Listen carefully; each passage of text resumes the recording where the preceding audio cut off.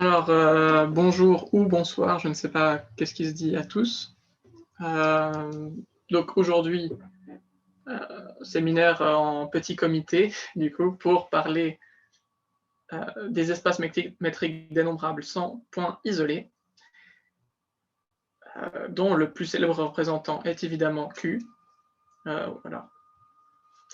Alors, déjà, qu'est-ce que c'est qu'un espace métrique pour ceux qui ne savent pas. Un espace métrique, c'est... on voit mon écran, hein. Ok. Alors, un espace métrique, c'est juste un ensemble avec une fonction qui va de x carré vers l'irréel positif. Donc, cette fonction, ça va être une notion de distance sur notre ensemble. Et une distance, intuitivement, qu'est-ce que ça doit respecter? Ça doit respecter que la distance de x vers y, ça doit être la même chose que la distance de y à x. La distance de x à y, c'est égal à 0 si et seulement si x est égal à y. Et aller de x jusqu'à y, puis aller de y jusqu'à z, ça prend plus de temps que d'aller juste de x jusqu'à z. Plus de temps ou même temps. Voilà, donc ça c'est assez intuitif. L'exemple que tout le monde connaît, c'est évidemment les rationnels. Donc là, on va dessiner des magnifiques rationnels, des années d'entraînement. Alors, évidemment, la distance sur les rationnels, c'est juste la différence absolue. Donc nous, on va regarder tous les espaces métriques dénombrables. Donc dénombrable, ça veut dire quoi? Ça veut dire que l'ensemble des points peut être dénombré. On peut en faire une liste infinie. Ouais, quand je dis dénombrable, c'est toujours dénombrable infini, évidemment, parce que sinon c'est vraiment pas intéressant. Donc on peut en faire une liste. Et on voudra aussi des espaces métriques sans points isolés. Qu'est-ce que ça veut dire sans points isolés? C'est-à-dire que vous prenez n'importe quel point, donc là c'est votre espace métrique, vous prenez un point dans votre espace métrique, alors vous pouvez trouver une petite boule autour du point. Quand je dirais une petite boule, ça veut toujours dire ce sera toujours, donc pour un point x et un réel positif r, ce sera toujours l'ensemble des points dans votre espace qui sont à une distance plus petite que r. Voilà, donc c'est une boule ouverte autour de votre point. Donc ce que je voulais dire, c'était un point, il est isolé si vous pouvez trouver une petite boule autour où il n'y a rien d'autre que lui dedans. Et au contraire, du coup, il n'est pas isolé si il n'existe pas de telle boule. Et une condition équivalente, c'est qu'il y a une suite de points dans votre espace qui convergent vers ce point-là. Et converger, on le définit de la manière habituelle. Hein, donc une suite x1, x2, converge vers x, ça veut dire que pour tout epsilon plus grand que 0, il existe un entier n tel que pour tout n plus grand que n, plus grand ou égal à n, la distance de xn à x est plus petite qu'epsilon. Voilà, bon, la distance habituelle, ça converge vers lui, quoi, ça se rapproche. Voilà. Donc, nous, on va s'intéresser aux espaces métriques dénombrables sans point isolé. Donc, par exemple, il y aura Q, il y aura Q carré avec distance euclidienne habituelle, Q cube, etc. C'est des exemples. Voilà. Et on va voir qu'ils sont tous équivalents. Qu'est-ce que je veux dire par équivalent? Dans un espace métrique, enfin moi en tout cas en tant que non-analyste, les distances exactes, je m'en fiche, parce que je ne compte pas intégrer, je ne compte pas dériver, je ne compte pas faire des choses bizarres. Moi, ce qui m'intéresse vraiment, en tant que... Je ne sais pas exactement ce que je suis, mais disons... cet théoricien descriptiviste, dans ce cadre-là, on en fiche. Ce qui m'intéresse vraiment, c'est la convergence. Topologiste, ça marche. Topologiste. Donc, ce qui m'intéresse, c'est la convergence. Et du coup, comment on va définir une fonction qui est continue entre deux espaces métriques? Ce sera simplement une fonction qui respecte la convergence. C'est-à-dire que si dans X, j'ai une suite qui converge vers un point X, alors il faut que f de x1, f de x2, etc. converge vers f de x dans y. Si ça respecte ça, on dit que la fonction elle est continue. Et qu'est-ce que ça veut dire que deux espaces métriques x et y sont équivalents? Ça veut simplement dire qu'on a une fonction bijective telle que elle et son inverse sont continues. Et ça, ce sera équivalent à ce que du coup, ce soit bijectif et qu'une suite converge dans X si et seulement si elle converge dans Y. Donc on voit que si deux espaces sont équivalents, c'est qu'ils ont la même notion de convergence. Et voilà, donc le résultat qu'on va prouver aujourd'hui, c'est que pour tous ces espaces métriques dénombrables sans point isolé, la notion de convergence, c'est toujours la même. En fait, peu importe celui que vous prenez, vous n'aurez jamais des notions de convergence différentes. Ce sera toujours, en fait, ce sera toujours comme Q, et donc c'est jamais vraiment très intéressant. Ok. Comment on va faire ça? Comment on peut voir, par exemple, que Q, qui est juste sur une ligne, ça peut être pareil que Q carré?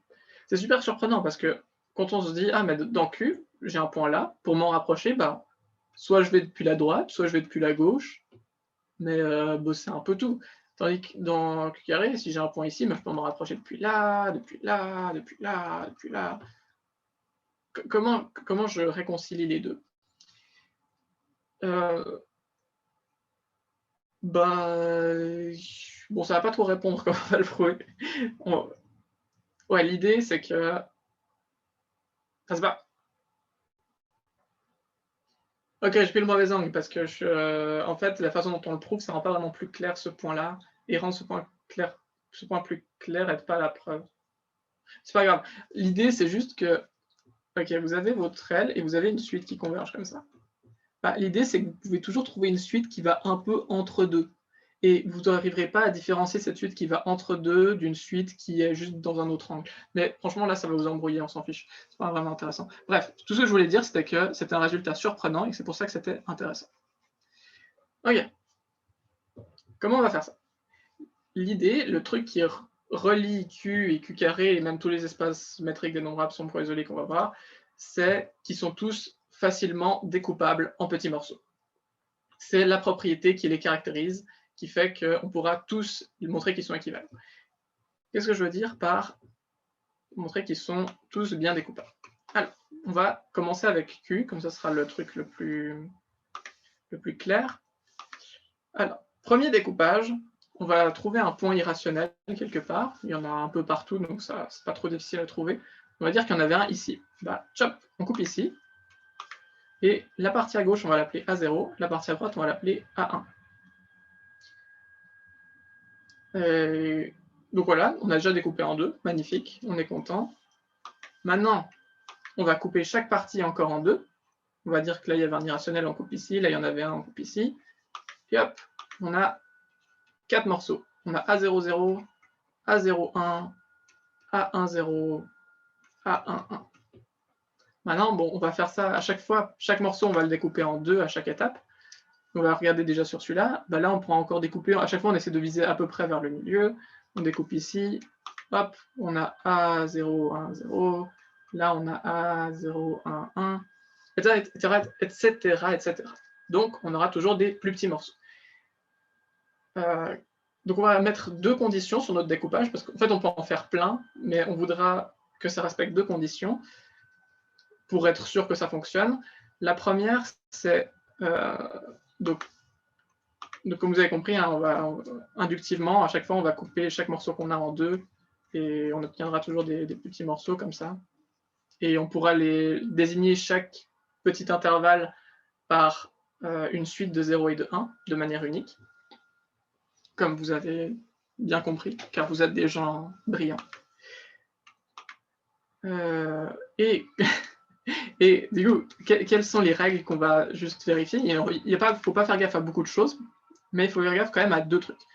Quand on aura un intervalle comme ça et qu'on voudra encore le découper en 2, le but c'est que les morceaux deviennent vraiment de plus en plus petits. Parce qu'en fait, si on était un peu pas malin, on pourrait faire des découpages du genre « Oh, je vais découper là, puis découper là, puis découper là. » Et en fait, à la fin, on aura toujours un énorme morceau comme ça. Nous, on veut pas ça. On veut que les morceaux, ça converge vers une taille 0.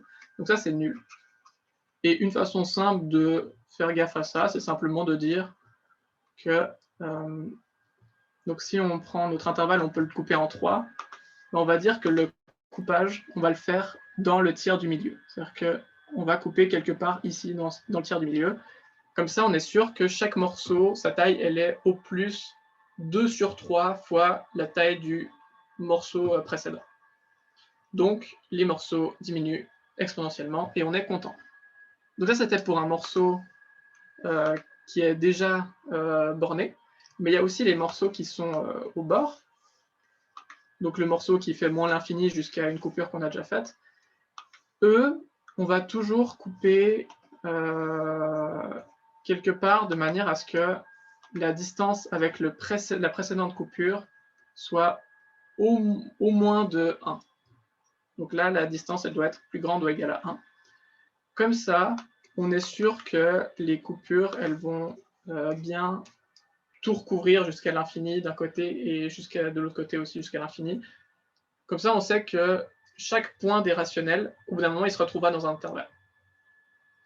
Pourquoi on s'embête à faire un découpage comme ça? C'est que si... Ah, la ligne, elle est rouge. Si on prend un point rationnel et qu'on regarde les coupures qu'on fait autour, ça nous donne une suite d'intervalles qu'on peut voir aussi comme une suite binaire. Comme on a dit, on associait des codes binaires à chaque intervalle, et à chaque fois un intervalle plus petit dans un intervalle plus grand, il rallonge la suite binaire, donc au total ça va nous donner une suite binaire. Comme les intervalles deviennent de plus en plus petits, l'intersection de tous ces intervalles, ça peut avoir au plus un seul point. Et ça, qu'est-ce que ça veut dire? Ça veut dire qu'on va pouvoir associer à chaque rationnel un unique code binaire, donc 0, 1, 0, 1, 0, 0, quelque chose comme ça, donc de manière injective. Deux points rationnels n'auront pas la même suite binaire. Bon, vous allez me dire, ok, c'est sympa, c'est toujours pas hyper intéressant, on voit toujours pas où tu veux en venir. Alors, pourquoi c'est chouette? C'est parce que si on prend le plan rationnel, on va pouvoir faire exactement le même découpage. Enfin, pas exactement le même découpage, on va aussi pouvoir faire un découpage avec les mêmes propriétés. C'est-à-dire qu'on va faire pareil, on va prendre une colonne avec une coordonnée irrationnelle. Donc comme ça, on pourra découper le long de cette colonne. Donc imaginons peut-être que là, c'est la coordonnée racine de 2. Donc on fait tout le long de x égale à racine de 2. Donc là, on aura nos A0 et A1. Pareil, on va prendre une ligne, boum, A0, 0, A0, 1, A1, 0, A... Non, A1, 0, A1, 1. De nouveau, boum, on découpe avec deux trucs, on découpe, on découpe, on découpe. Et là, pareil, on découpe de manière à ce que chaque point, d'un moment, il se retrouve dans un petit carré, et que chaque petit carré, après, ses tailles diminuent jusqu'à tendre vers 0. Donc, pareil, c'est facile à faire. Et donc, de la même manière que ce que j'ai dit avant, chaque point du plan rationnel, on pourra lui associer un code binaire, comme ça. Et maintenant, bon, on a des codes binaires pour les points rationnels, on a des codes binaires pour la ligne rationnelle, on a envie de se dire, ah bah voilà, on a notre fonction, le nombre rationnel qui correspond à la suite S, on va l'envoyer sur le point du plan rationnel qui correspond à la suite S. Et hop, on est content, on a notre fonction, etc. Blablabla. Sauf que rien ne nous dit que les suites qui correspondent à des points rationnels dans la ligne rationnelle, ce sera exactement les mêmes suites que les suites qui correspondent à des points dans le plan rationnel.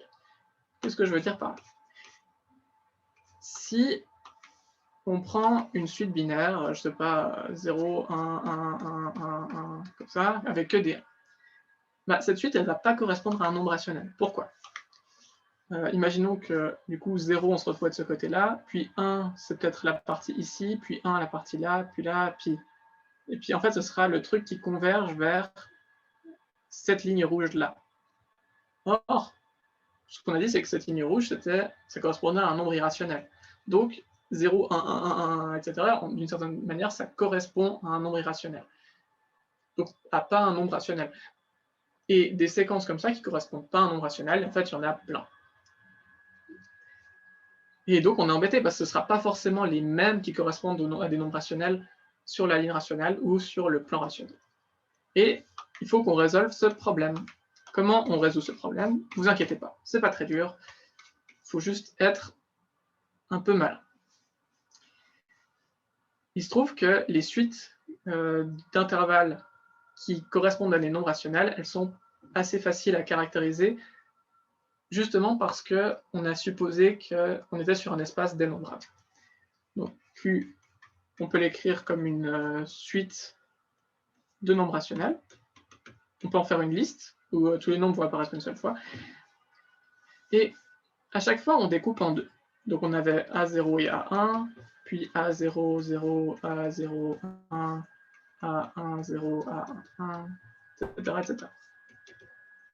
Ce qui veut dire que le tout premier nombre de notre liste, il va se retrouver soit dans A0, soit dans A1. Donc on pourrait peut-être qu'il va se retrouver là, peut-être que là il y aura R1, R3, R5, etc. Et du coup, dans A1, le premier élément de la liste qui est encore dans A1, bah, c'est R0. Et dans A0, le premier élément de la liste qui est dans l'ensemble, c'est R1. C'est le premier qui apparaît dans la liste et qui est dans A0, c'est R1. Et du coup, au nouveau découpage, on peut se poser la même question. Ok, le premier élément de la liste qui est dans A0, est-ce qu'il se retrouve dans A00 ou dans A01? Peut-être qu'il va se retrouver dans A01, et peut-être que là, il y aura R3, R5, etc. Bref, ce que je veux dire, c'est qu'à chaque découpage, le premier élément de la liste qui est dans l'ensemble, soit il se retrouve à gauche, soit il se retrouve à droite. Et c'est ce fait-là qui va nous permettre de trouver une meilleure façon d'annoter nos intervalles. Pourquoi? Imaginons qu'on ait une suite d'intervalles qui convergent vers un point rationnel. Qu'est-ce que ça voudrait dire? Bon, imaginons que c'est la suite 0, 1, 1, 0, 1, 0, 0, 1, etc. À chaque étape, on va enlever des points. Et imaginons que ça converge vers, je ne sais pas, R7. C'est-à-dire qu'au bout d'un moment, R1 ne doit plus être là. Et au bout d'un moment, il n'y aura plus R2 non plus. Et au bout d'un moment, il n'y aura plus R3 non plus, ni R4, ni R5, ni R6. Donc, à partir d'une certaine étape de découpage, dans le petit intervalle, il y aura le tout premier élément de la liste qui sera encore dedans, bah, ce sera R7. Et à partir de ce moment-là, ça restera R7. R7, ça restera, à partir d'un moment, le premier élément de la liste qui est encore dans l'intervalle. Et de la même manière, si on avait une suite qui ne convergeait pas, le premier élément de la liste qui est encore dans l'intervalle, il changerait tout le temps. Enfin, pas forcément à chaque étape, mais il y a forcément un moment où il devrait être plus là, puisque ça converge vers rien du tout. Donc, les suites binaires qui correspondent à des nombres rationnels, c'est exactement celles qui, au bout d'un moment, ne changent plus de premier élément. Et ça, c'est trop cool, parce que Enfin, on avait une façon assez pas très maligne de mettre des... Je vais faire juste une nouvelle copie des rationnels, ça ne coûte pas grand-chose. Avant, on disait juste, ah, je fais un découpage, boum, à gauche, c'est rajouter un 0, et à droite, c'est rajouter un 1. Ben non, nous, on va faire plus malin. On va dire que la suite où on rajoute un 0, c'est celle qui va garder le plus petit élément, et l'autre, on va rajouter un 1. Donc, imaginons que, par exemple, là, le premier élément de la liste, il se retrouve à droite. Eh ben, non. Eh ben, hop, ce sera lui le A0 et lui le A1. Et lui, imaginons qu'il est là-dedans, il est R1, R2, R5, etc. dans cette partie-là. Et qu'on fait un découpage, je sais pas, ici, et que R1 se retrouve là. Alors, hop, Ça veut dire que c'est ici qu'on va rajouter un 0, et là, il y aura un 1, etc., etc. La partie où on rajoute un 0, c'est la partie qui garde le plus petit élément, et la partie où on rajoute un 1, c'est celui qui ne le garde pas. Et ça, par rapport à la caractérisation que j'ai dit avant des suites qui convergeaient, bah, ça veut dire que les suites qui vont maintenant converger, c'est celles qui, au bout d'un moment, ne changent plus de premier élément, c'est-à-dire que c'est les suites qui, au bout d'un moment, vont plus avoir que des zéros. Et au contraire, les suites qui ne convergent pas, c'est celles qui auront une infinité de 1. Et ça, c'est trop cool, parce qu'on peut faire exactement la même chose pour le plan rationnel, c'est-à-dire qu'on va aussi changer la numérotation selon qui garde le premier élément de la liste, et on aura aussi les mêmes suites qui convergent. Et donc, on peut enfin définir notre fonction évidente de Q vers Q carré, qui est simplement le nombre rationnel qui correspond à la suite S, on l'envoie sur le point du plan rationnel qui correspond à la suite S. Et on est content. C'est clairement bijectif, parce que, comme j'ai dit, ils ont exactement les mêmes suites qui convergent. La question, c'est, est-ce que c'est continu? Parce que c'est le genre de truc, ça n'a pas l'air continu à première vue, parce que c'est bizarre. Mais en fait, c'est totalement continu. Pourquoi c'est totalement continu? Je vais faire une nouvelle copie. Hein,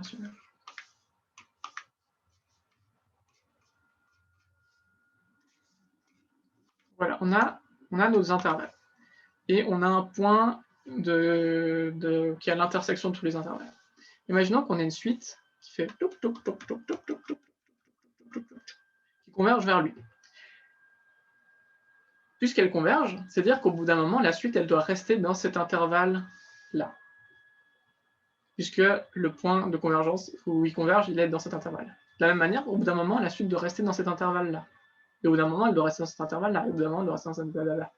Donc, si vous regardez la suite des points qui convergent, peut-être que c'est x1, x2, x0, x1, x2, etc., qui convergent vers x, et qu'on regarde les suites binaires associées, peut-être que x0 c'est 0, 1, 0, 1, 0, etc., blablabla, et lui c'est peut-être 1, 1, 0, 1, 0, 1, voilà.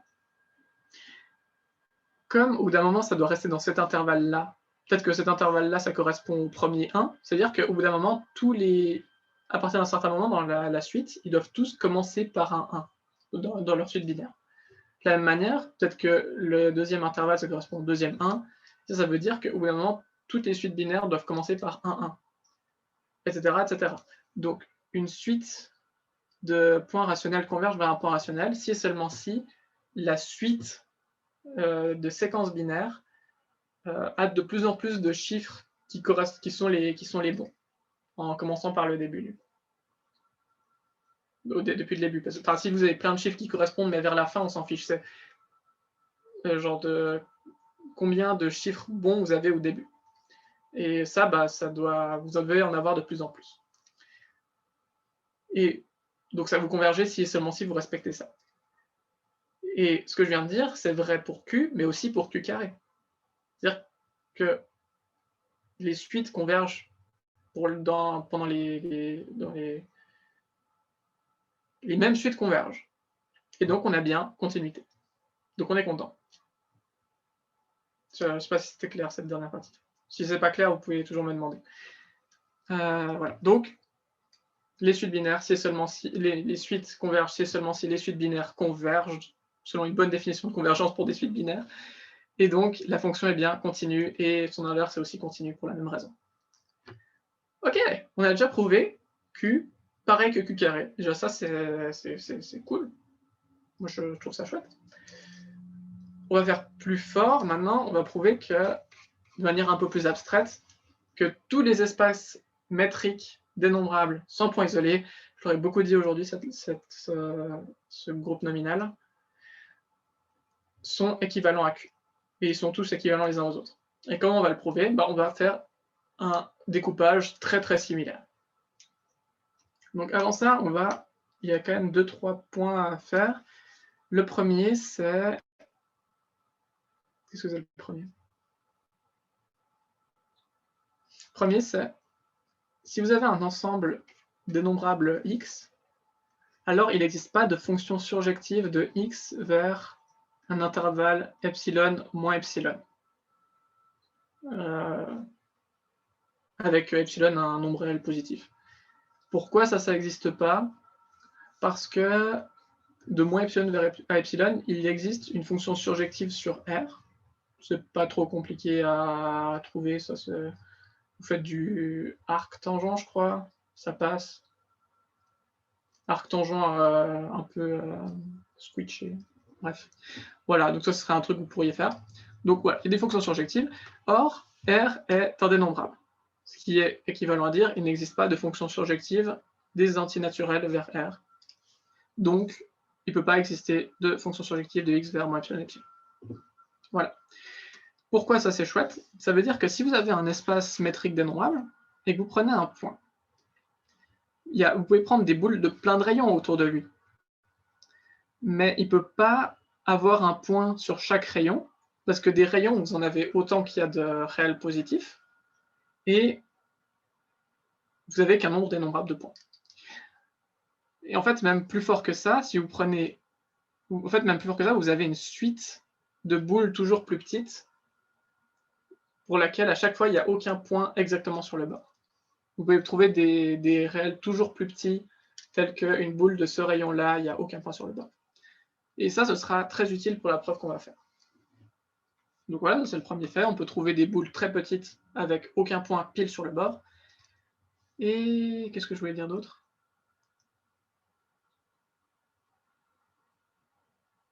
Bon, au pire, on verra sur le moment de la preuve. Ok. Donc on va définir ces bons découpages de manière inductive. Donc ça, c'est... Donc à chaque fois, vous savez, c'était A, S, avec S une séquence. Donc ça, c'est juste la séquence vide. Ce sera juste tout notre espace. A0... Ah non, du coup, on va faire par induction. Et si on a AS une suite, non, un ensemble bien découpé comme on la voulait avant, comment on va définir AS0? Donc ça, c'est AS avec un 0 en plus à la fin. Ce sera simplement... Donc si ça, c'était AS,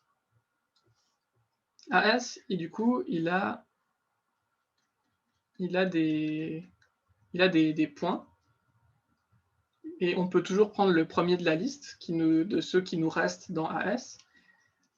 Et ce qu'on va faire, c'est que, donc soit x0 le premier élément de la liste, on va prendre une boule de rayon.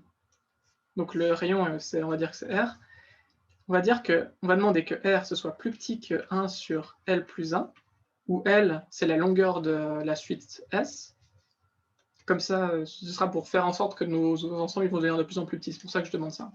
Donc R, on demande strictement plus petit que L plus 1. On demande que le rayon soit suffisamment petit pour être continu dans AS. Et on demande aussi que ce soit tel qu'il n'y ait aucun point pile sur le bord. Et on a dit qu'on pouvait demander ça, donc on est content.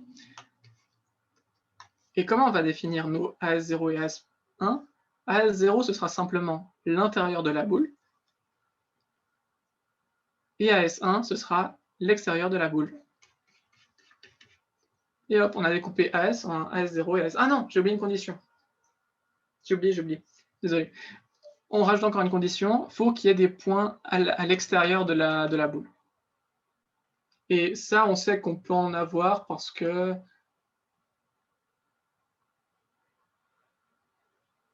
On sait qu'on peut en avoir parce qu'on sait qu'il y a une suite qui converge vers notre point.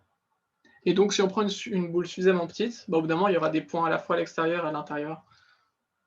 Voilà, ce modo, c'est ça. Donc, on demande qu'il y ait des points à l'extérieur. Parce qu'il faut que à la fois AS0 et AS1 soient non vides. Ok, on a... Donc là, on vient...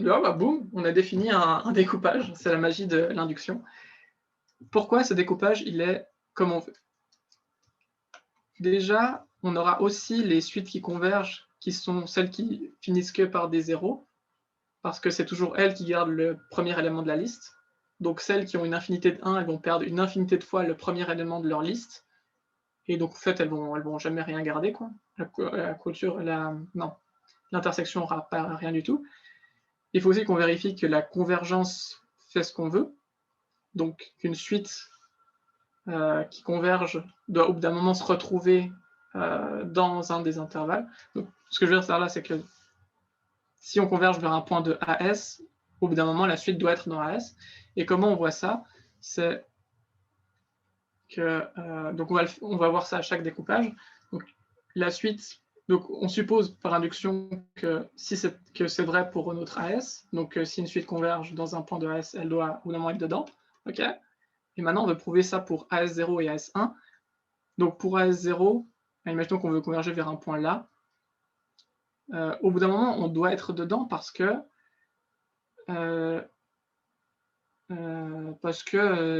si on n'est jamais dedans, c'est-à-dire qu'on reste toujours à une petite distance autour parce que inégalité triangulaire. C'est-à-dire, on a notre boule ici, on a ça. Imaginons qu'on veut converger vers là. On sait que la distance de là à là, elle est strictement plus petite que R par définition. Ça veut dire que la distance d'un point à l'extérieur à lui est forcément plus grande. Donc imaginons que là, la distance, c'était R'. La distance d'un point extérieur à lui, elle sera forcément de la taille, elle sera au moins de taille R moins R', par l'inégalité triangulaire, parce que du coup, ça plus ça doit être plus grand ou égal à ça, et comme lui, il est à l'extérieur, ça, on sait que c'est strictement plus grand que R. Voilà. Donc, on veut converger vers un point dans la boule. Je ne sais pas si ce que je vous dis, c'est trivial ou incompréhensible. J'espère que c'est plutôt trivial. Donc, une suite qui converge dans la boule doit forcément, au bout d'un moment, être dans la boule. Et par un raisonnement très similaire, on peut faire la même chose pour l'extérieur. Une suite qui converge à l'extérieur de la boule, au bout d'un moment, doit être à l'extérieur de la boule. Voilà, donc on a aussi des bonnes convergences.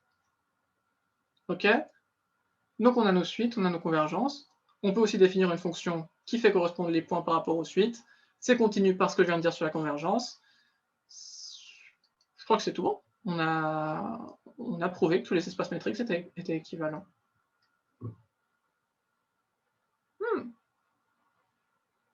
Chouette. C'était très rapide. J'ai pris que 33 minutes. Voilà. N'hésitez pas, s'il y a des bouts que vous n'avez pas compris, que vous voulez des explications supplémentaires ou que ça vous plaise, quoi. Ouais. Et puis, si jamais j'ai encore un truc à rajouter, du coup... Attends, qu'est-ce qui se passe? Très bonne blague, Diego. Diego, j'avais peur que tu ne viennes pas. Alors, je vais encore ajouter un truc, parce que vous allez me dire, ok, tu nous as montré que les espaces métriques dénombrables sans points isolés, c'était pas intéressant. Mais ça se trouve, tout l'intérêt se trouve dans les points isolés. Ça se trouve, c'est les points isolés qui créent la complexité et la profondeur de cette théorie. Et la réponse, c'est, bah, ouais, mais pas vraiment. Pourquoi? Vous prenez un espace métrique dénombrable sans point isolé. Donc, on va montrer qu'il s'injecte bien dans Q. Et s'injecter bien, ça veut dire qu'il y a un sous-espace de Q tel que X et A sont équivalents. Donc, tout espace métrique dénombrable est équivalent à un sous-espace de Q. Pourquoi? Vous prenez X et vous faites produit Q. Ça vous donne des points de la forme IXQ. Et ça, vous pouvez le transformer en un espace métrique en mettant simplement distance d'une paire à une autre, qui va être un peu ce que vous voulez, hein, mais enfin, tant que vous définissez quelque chose de bien, évidemment. Non, ça veut rien dire. On va dire que c'est D bar et que la distance sur X c'était D. Du coup, ça sera D de X, X' plus Q' moins Q. Donc en gros, c'est la distance de X à X' plus la distance de Q à Q'. Donc c'est vraiment le truc un peu bête qu'on peut définir. Ça nous donne un espace métrique. Et vous remarquez que X, c'est un sous-espace de X croix Q, qui est, où on regarde simplement tous les points de la forme X0. Donc tous les points de la forme X0, ça correspond à une copie de X dans X croix Q. Ok? Or, X croix Q, c'est un espace métrique dénombrable sans point isolé. Vous pouvez le vérifier vous-même chez vous. Ce qui veut dire que lui, il est équivalent à Q. Et donc, on a bien une bonne injection de X dans Q. Donc, tout espace métrique dénombrable correspond à un sous-espace de Q. Donc, tout espace métrique dénombrable ne peut jamais être si intéressant que ça. Même si, bon, on peut faire beaucoup de choses avec des sous-espaces de Q, mais il y en a beaucoup. Il y en a autant que de réels, des 2 à 2 non équivalents. Mais c'est pas rêvé non plus, quoi. Voilà, là je crois que j'ai prouvé un peu tout ce que j'avais à prouver. Et vous pouvez poser des questions si vous en avez, s'il y avait des trucs que vous n'avez pas compris, etc. Diego, promis que je n'avais pas oublié. Je te crois beaucoup, Diego. Dans le sens pas beaucoup de beaucoup. Mais tu pourrais pas voir, à la toute fin, ce que tu as dit, tu pourrais pas le voir un peu différemment, c'est-à-dire que ton espace, finalement, tu peux prendre, enfin, les points isolés, ils sont triviaux de manière, enfin, il n'y a personne qui converge vers eux à part eux-mêmes dans l'idée. Et du coup, ton espace, ça sera la somme, bon, toi, enfin, une vraie somme, mais au pire, une union un peu disjointe où c'est vraiment très très loin dans l'idée, entre les bouts qui sont eux-mêmes, donc les bouts isolés, et la partie qui n'a pas de point isolé. Autrement dit, c'est Q plus un nombre dénombrable, potentiellement, ou fini, ou j'en sais rien, pas très grand, de points, quoi. Ça me fait très plaisir que tu dises cette bêtise. Ça marche pas? Non. Mais Non c'est un bon essai, mais c'est chouette. Alors, pourquoi ça Ah, marche la pas? suite des 1 sur n. Tu prends la suite des 1 sur n. Ouais. Et après, tu peux t'amuser. Tu prends une suite des 1 sur n, puis tu remets une suite des 1 sur n, puis une plus petite, qui converge vers un point. Et du coup, ça, après, ça te fait des trucs encore plus compliqués. Et après, tu peux faire encore des copies de lui qui sont de plus en plus petites et qui convergent. Et tu peux littéralement tout faire. Oui, tu peux faire tous les ordinaux dénombrables. Et ils sont très bizarres, mais ils ont plein de points isolés. Ah merde.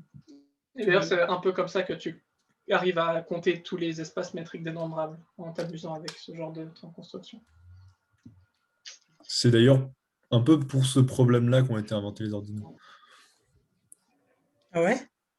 Mais en fait, de base, c'est Cantor qui essayait de caractériser un petit peu les fermés de R. Donc, c'est assez similaire. Et l'idée, c'est que les fermés, il y a des endroits où c'est des intervalles fermés, et des fois, c'est des points isolés. Et des fois, tu ne sais pas trop, mais donc il s'est dit, bon, je vais enlever les points isolés, ça va me donner un nouvel espace. Je vais enlever les points isolés, ça va me donner un nouvel espace, etc., etc. Et en fait, tu fais ça, tu peux faire ça une infinité de fois. Par exemple, là, avec le dessin qu'il a fait, si tu prends ce bonhomme-là, tu enlèves les points isolés une infinité de fois, mais il te restera juste le point à droite qu'il a écrit en gros. Et en fait, tu peux faire ça. Et comment tu indexes ça, en fait, c'est avec les ordinaux. Et c'est un peu de là que l'idée est venue en premier, en fait. C'était pour indexer le nombre de fois que tu dois enlever les points isolés d'un ensemble pour qu'il ait plus de points isolés. Enfin, fermés, pour être précis, dans la réelle. Et du coup, la réponse, c'est en fait, avec la construction qu'a fait Gabin, tu peux en avoir autant que tu veux, mais toujours dénombrable.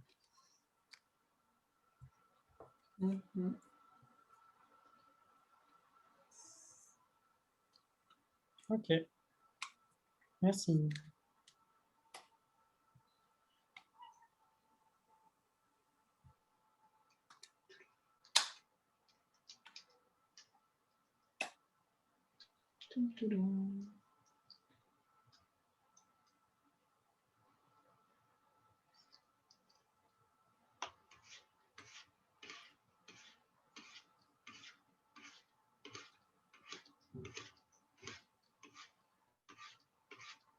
En fait, du coup, c'est ça. L'idée, c'est que quand on enlever des points isolés, ça peut, en un sens, rajouter des points isolés ou un truc bizarre. Et du coup, il faut re-enlever puis Et du coup, c'est pas juste une somme, mais c'est un truc beaucoup plus compliqué, quoi. Ouais, une fois, ça suffit pas. Et en fait, Ouais. Une infinité de fois, ça ne suffit pas forcément non plus. Bah, Enfin, si, mais ça dépend que l'infini. bon, du coup, vu qu'on a 4 minutes, si vous voulez, je peux vous faire une preuve qu'il y a bien une infinité indénombrable d'espace. Ok, si je mets 3 heures à me dire chaque phrase, j'aurai pas le temps, mais qu'il y a une quantité indénombrable d'espace métrique dénombrable. Alors, comment on fait ça? Donc, c'est par rapport à ce qu'on a dit. Imaginons que vous avez une suite qui converge vers un point. Du coup, c'est la construction que Diego il a dit. Ce point-là, il est isolé, ce point-là, il est isolé, ce point-là, isolé, etc. Mais le point limite n'est pas isolé. Donc, je peux obtenir un nouvel espace où je garde que les points pas isolés. Bah là, j'aurais plus qu'un point. Et si je refaisais la construction, j'aurais l'ensemble vide.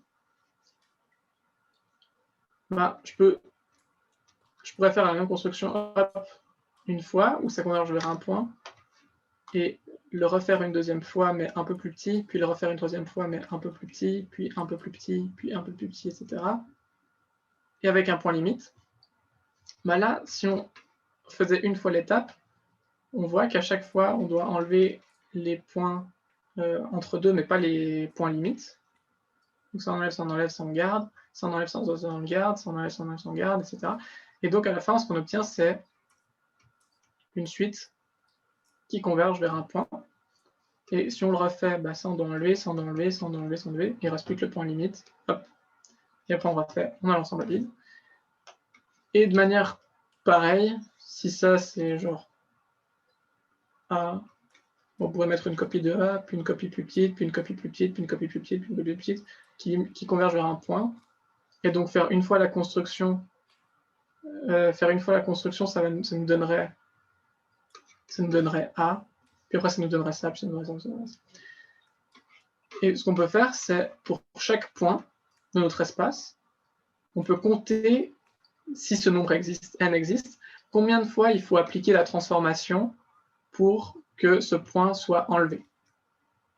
Par exemple, lui, le point limite ici, on voit qu'on fait une fois la transformation, il se retrouve là, on le fait une fois, il se retrouve là, on fait une fois, il se retrouve là, puis après il n'est plus là. Donc c'est 1, 2, 3, 4. Son nombre à lui, ce serait 4, son nombre à lui, ce serait 3, lui, ce serait 2, lui, ce serait 1. Et on voit que chaque nombre, deux nombres différents peuvent avoir un nombre différent. Par exemple, le point qui est au tout début ici, lui, c'est 1. Après une étape, il est enlevé. Donc on voit à chaque point, on peut associer ces nombres-là. Ok.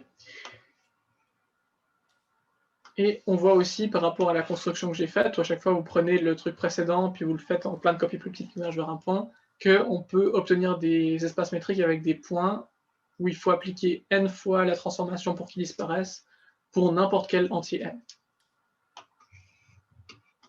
Donc si on appelle A0 qui est juste l'ensemble vide, A1 qui est juste le point, A2 qui est une suite qui converge vers un point, A3 qui est du coup une suite de A2 qui converge vers un point, A4 qui est une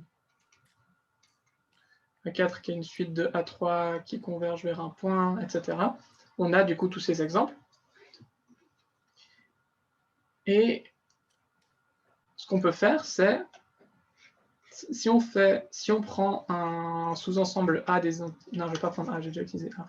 Si on prend un sous-ensemble B des entiers, on peut prendre une copie de AI pour chaque entier I qui est dans B. Donc, imaginons que B il contienne, je ne sais pas, 1, 3, 16, 9, etc.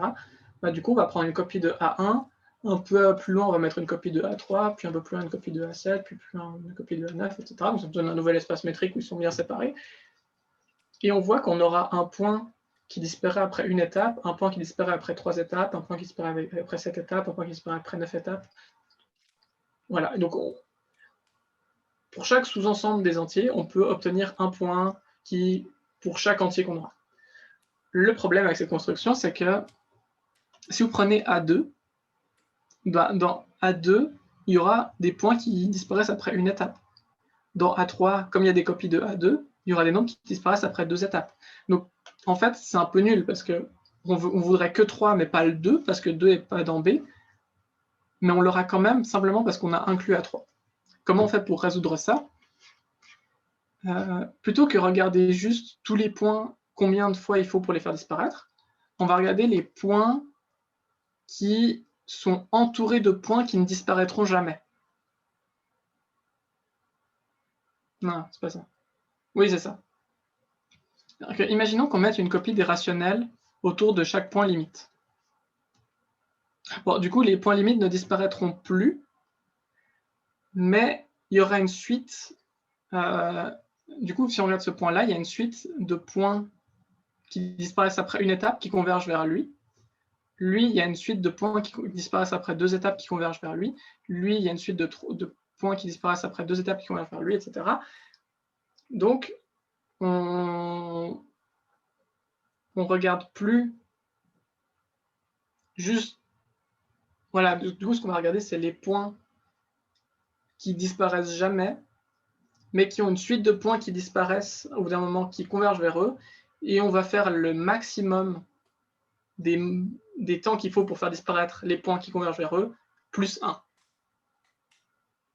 Donc, lui, il y a une suite de points qui convergent après une étape, qui disparaissent après une étape qui converge vers lui.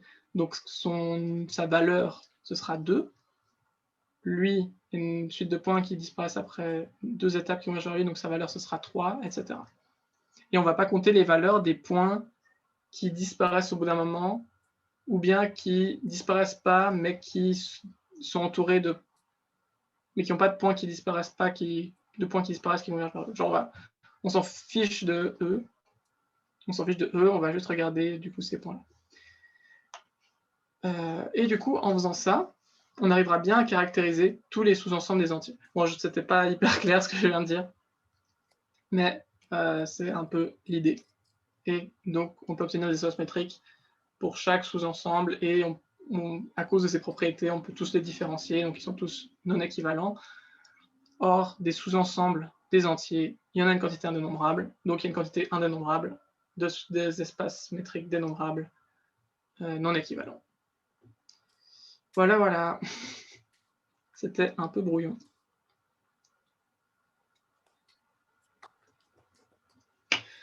Fini. Bravo! Merci. Merci.